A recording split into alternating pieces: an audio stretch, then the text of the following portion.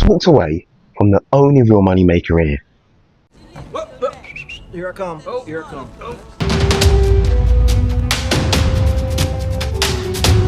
Bingo.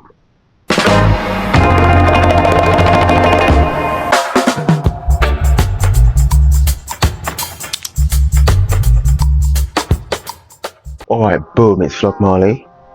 Welcome back to the channel. If you've been following along, you know that I've been in charity shops in the Croydon area on a proper little mission to find out if there's any useful but mainly resellable gems hidden, or to find out if it's all overpriced and the game's dead.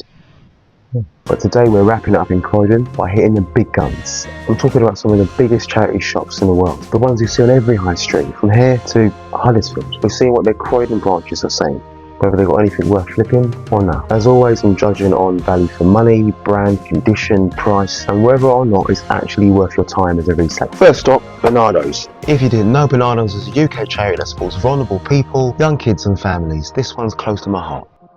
Even if I don't find a gem in there, I usually buy something just to support the cause. So I headed straight to the men's shirts and top section, spotted this Muddy Fox lightweight green raincoat, size small. Now if you don't know, Muddy Fox is a UK based cycling brand known for decent quality in outdoor and sportswear. I had a quick check on eBay, similar ones in good nick and that are, say for example, large or extra large, go for a bit. However, this shop is asking for £15 for it, which just ain't worth it once you factor in fees, postage and time. We're left with basically pocket change, so I left it. Then I clocked this yellow Ralph polo hoodie. Now you can barely see it, but yeah, it's there. Not in the worst condition, a few marks but wearable. Price wasn't bad at £7. Although it was a large, I weren't sure if it would move. Ended up grabbing it anyway. I found a black V-neck fire trap shirt too. Decent bit of gear, clean condition, nothing crazy. Again, done a bit of research, and these shirts just don't shift, meaning you're not going to make much money if I bought it. I left it.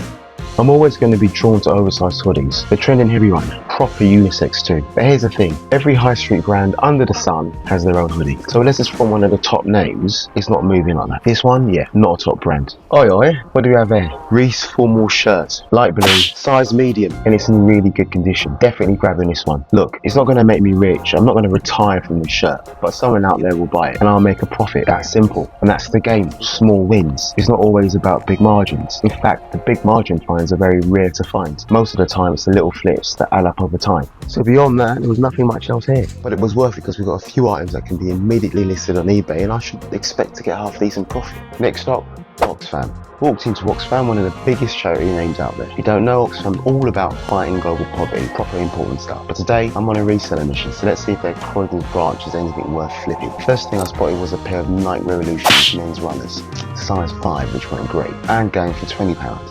Nah. Then I saw a Top Man hoodie, oversized, which is good.